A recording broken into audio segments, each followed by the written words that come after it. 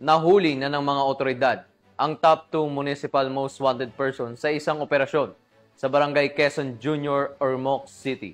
Ang detalye ng balita mula kay Patrolwoman Cristel Palafox.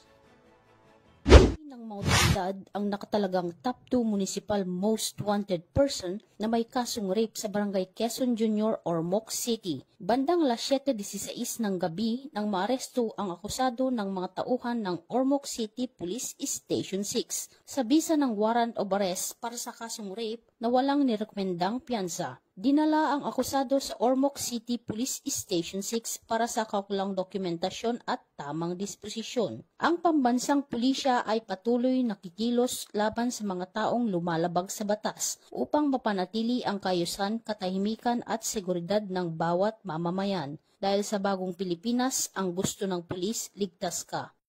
Mula dito sa Eastern Visayas, ako ang inyong PNN correspondent, Patrolwoman Palafox, alagad ng batas, tagataguyod ng Balitang Pulis.